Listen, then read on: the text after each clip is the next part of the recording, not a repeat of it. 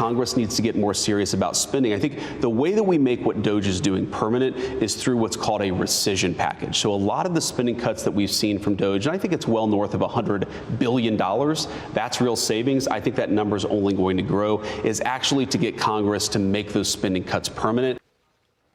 All right, joining me now, Texas Congressman Wesley Hunt. And by the way, going into the break, I said recession. So you can tell that was a Freudian slip, Representative Hunt. Yeah, I got you. Listen, I'm just letting the audience know. I've been talking economy all day long.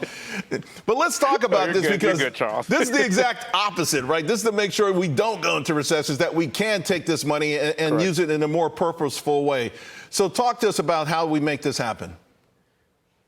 Of course. Well, that's exactly why we passed this CR a couple of days ago, and that's to make sure that we can actually fund the government through September. So by the time June runs around, we can actually codify these cuts that we've seen from DOGE and give President Trump the leeway that he needs to negotiate with Democrats. And we have put them in a very precarious position because now Senate Democrats have to decide as to whether or not they're going to support Trump's agenda, which is the agenda of the people, or whether or not they're going to shut down the government. And they've been talking about not shutting down the government for months. So the fact that now they're even having this conversation is absolutely hilarious to me. But we were given a mandate, and the House of Representatives, especially we Republicans, came together to make sure that we supported President Trump's agenda. And this is all about getting the Tax Cuts and Jobs Act codified. We can get more money to like middle class Americans who have been struggling under the Biden administration. And it's just how we get inflation back in line. It's just how we allow people to afford to live every single day. And we've actually done our job. Step one was a couple of days ago.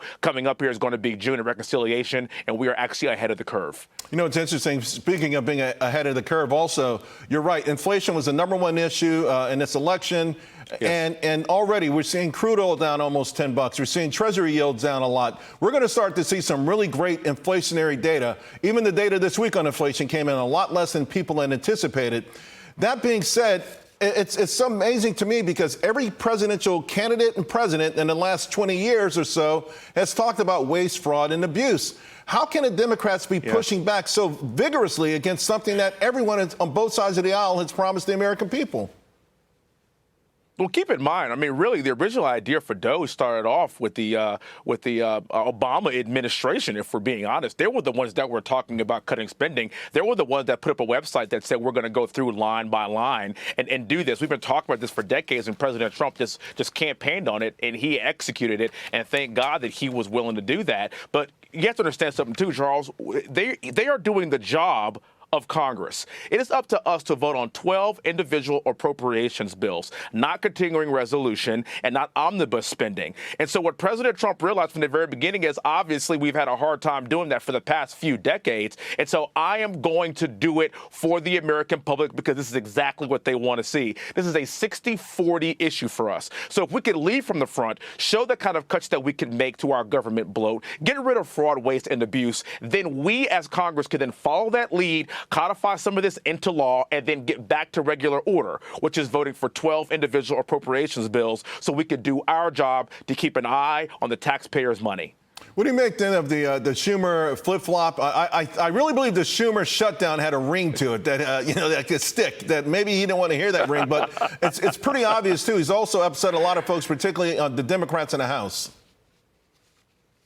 Well, again, I mean, first of all, Chuck Schumer was the guy that said the Republicans are going to have to own this. I think they had no faith that we were going to get this through the House. We actually did. We did it in record time. And so then he's like, well, he has a really bad case of Trump Derangement Syndrome, so he has to oppose anything that's a part of Trump's agenda. So now he says he's going to shut the government down. Well, that's very unpopular for their base and very unpopular for the country to arbitrarily shut the government down. They don't want to own that. So now he's saying, well, now I want to keep the government open. This party is rudderless. They have no leadership. They have no strategy. They have no idea what's going on. They got punched in the face in November, and they are still reeling with no leader.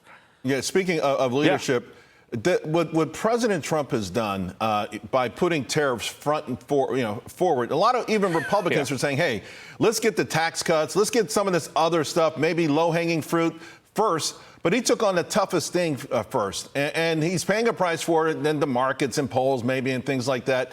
But how refreshing is that kind of leadership? It's amazing. He's been campaigning on it for the past 2 years. Charles, you're an economics guy. You understand this is going to work. This is a negotiating tactic because keep in mind, in the past, we've been operating in a trade deficit with all these countries for decades. The only thing he is trying to do is get us ahead and put America first and give us more advantageous deals moving forward for the future. When you do that, you're going to take a hit initially. In order to make an omelet, you got to crack some eggs. That's exactly what he's doing now for the future. Once this whole thing calms down, once he's done with the negotiation process, we're going to find out that we are going to be in a much more advantageous place as a country when it comes to trading with others. It's going to help our bottom line. It's going to feed our GDP. It's going to drive down taxes. It's going to drive down inflation. Let the man cook. He knows what he's doing. Yeah, I find a lot of folks, even on the Republican side, they label themselves like I'm a free markets person, and then they have to live with this label, not realizing that people on the other side, they're taking advantage of us.